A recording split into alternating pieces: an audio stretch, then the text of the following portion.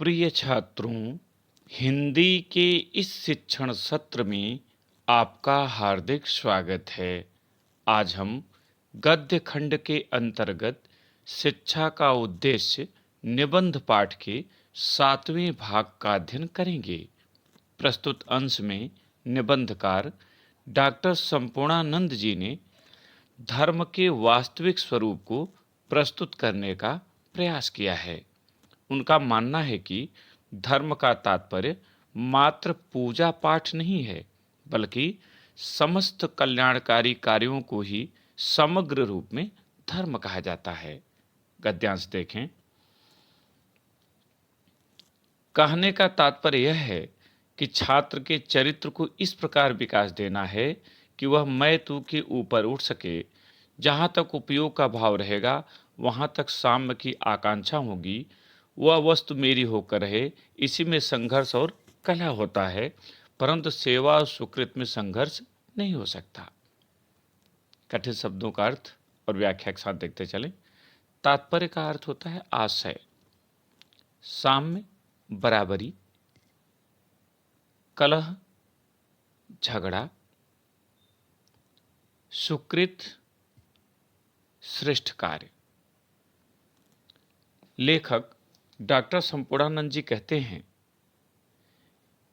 कि इस लेख में दिए गए विचारों का आशय यह है कि अध्यापक को छात्र के चरित्र को इस प्रकार विकसित करना चाहिए कि वह मेरे और तेरे की भावना से ऊपर उठ सके, क्योंकि जहाँ तक मेरे और तेरे का भाव रहेगा, वहाँ तक उपयोग का भाव भी बना रहेगा, बराबरी की इच्छा भी होगी। कोई वस्तु विशेष मेरे अधिकार में रहे, जब तक यह भाव व्यक्ति के भीतर होगा, तब तक समाज में संघर्ष और झगड़ा होता रहेगा।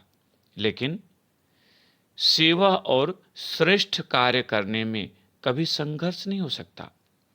हम तुम 100 आदमी सच बोलें, धर्माचरण करें, उपासना करें, लोगों के दुख निवारण करें, इसमें कोई झगड़ा नहीं है। निवारण मन दूर करना। लेखक कहता है कि हम हों, आप हों, इसी तरह से सैकड़ों लोग हों, हजारों लोग हों, लाखों लोग हों, और सभी निर्णय लें कि हम सत्य बोलें, इसमें कोई झगड़ा नहीं। हम धर्म का आचरण करें, सही मार्ग पर चलें, सन्मार्ग पर चलें, कोई झगड़ा नहीं। उपासना करें, हम पूजा पाठ करें, प्रेम से रहें, कोई झगड़ा नहीं। लोगों के दुखों को हम दूर करें, इसमें कोई झगड़ा नहीं। परंतु इस वस्तु को मैं लूं या तुम, यह झगड़े का विषय हो सकता है।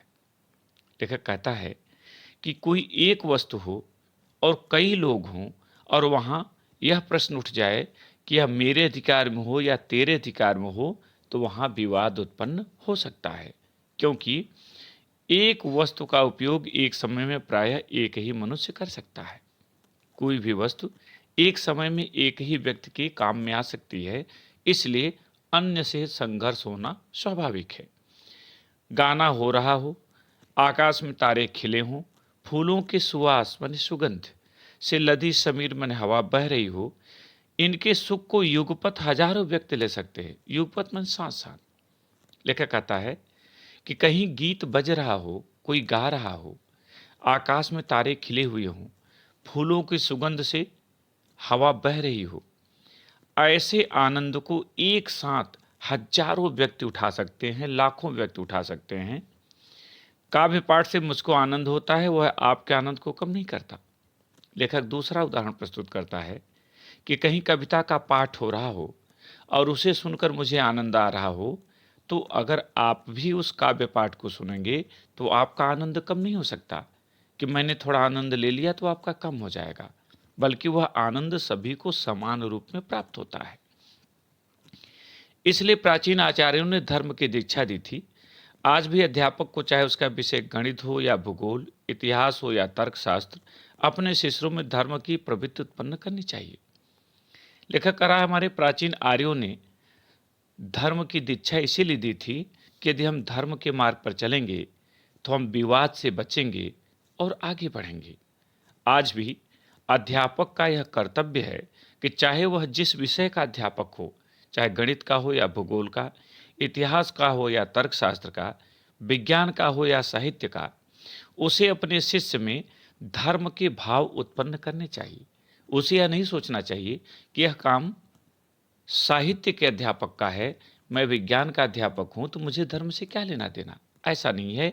प्रत्येक आचार्य को अपने शिष्य में धर्म की प्रवृत्ति उत्पन्न करनी चाहिए, उसे सन्मार्ग पर चलने के लिए प्रेरित करना चाहिए।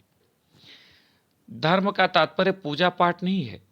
धर्म उन सब कामों के समष्टि का नाम है जो कल्याणकारी हैं।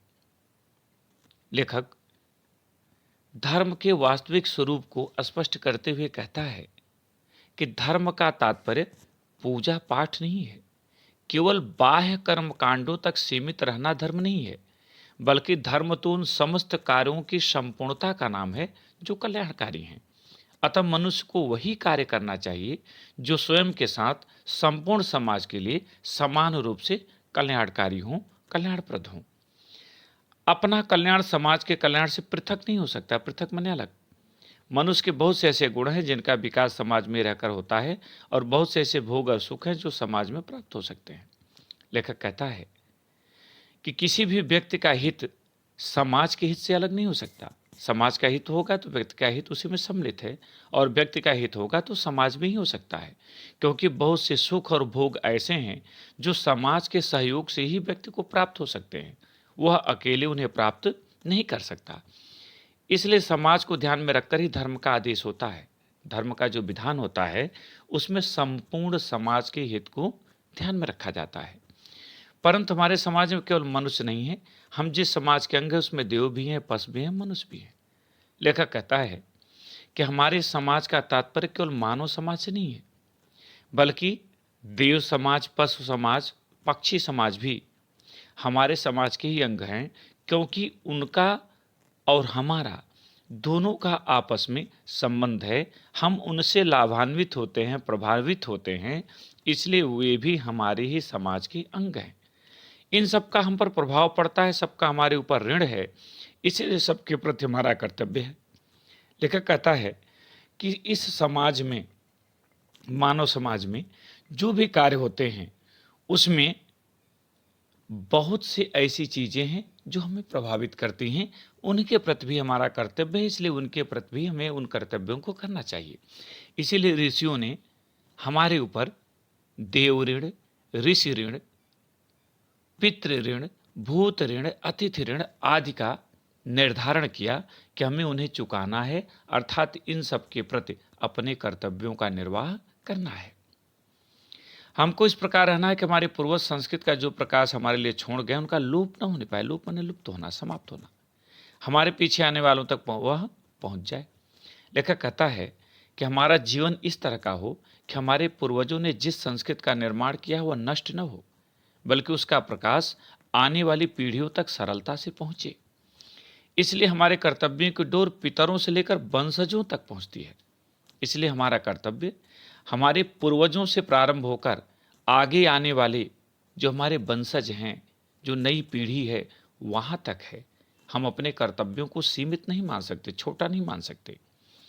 इसी विस्तृत कर्तव्य राज को धर्म कहते हैं। लेखक कहता है यह जो कर्तव्यों का समूह है, विराट समूह है, इसी को धर्म कहते हैं।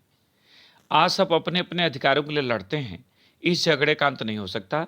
यदि धर्म बुद्धि जगाई जाए और सब अपने अपने कर्तव्यों में तत्पर हो जाएं, तो विवाद की जड़ ही कट जाए और सबको अपने उचित अधिकार स्वतः प्राप्त हो जाए। लेखक कहता है कि आज सभी लोग अपने अधिकारों के लिए लड़ते हैं और इसमें विवाद का कभी अंत नहीं हो सकता। यदि सभी के भीतर धर्म की भावना उत्पन्न की जाए और सब अपने कर्तव्य करने लगें, तो प्रत्येक के अधिकार अपने आप प्राप्त हो जाएंगे और विवाद की जड़ कट जाएगी। विवाद हमेशा के लिए नष्ट हो जाएगा, क्योंकि एक का अधिकार दूसरे का कर्तव्य होता है। अगर सभी अपने कर्तव्य करें तो सभी के अधिकार पूरे हो जाएंगे और किसी को विवाद का कोई रास्ता नहीं मिलेगा। और लोग हमारे साथ कैसा व्यवहार करते हैं इसकी ओर कम, और हम खुद औरों के साथ कैसा आचरण करें इसकी ओर अधिक ध्यान देने की आवश्यकता है। औरों की ओर मत, दूसरे की ओर। लेखक कहता है कि धर्म का यह संदेश है, हमारी सनातन संस्कृति का यह विचार है, प्रेरणा है कि हम अपने लिए, खुद के लिए अधिक ध्यान न दें, अर्थात हमारे साथ कैसा व्यवहार दूसरे लोग करते हैं उस पर बहुत ध्यान न देकर हम दूसरों के साथ कैसा व्यवहार करते हैं इस पर ध्यान दें, तो हम सारे सुख भी प्राप्त कर लेंगे और सारे विवाद भी नष्ट हो जाएंगे। क्योंकि दूसरे के साथ हम अच्छा करेंगे तो वह उल्टा हमारे साथ अच्छा ही करेगा, और दूसरे के साथ हम बुरा करेंगे तो निश्चय ही वह हमारे साथ बुरा करेगा।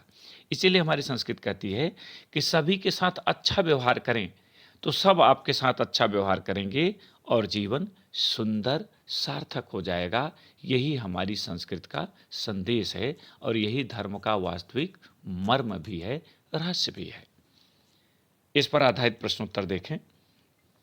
पहला प्रश्न, प्रस्तुत गद्यांश का शीर्षक तथा लेखक का नाम लिखिए। उत्तर, प्रस्तुत गद्यांश का शीर्षक शिक्षा का उद्देश्य तथा लेखक का नाम डॉक्टर संपूर्णानंद है। दूसरा प्रश्न, रेखांकित अंश की व्याख्या कीजिए। और यहाँ रेखांकित अंश है, धर्म का तात्पर्य पूजा पाठ नहीं है, धर्म उन सब कामों के समष्टि का नाम है जो कल्याणकारी हैं।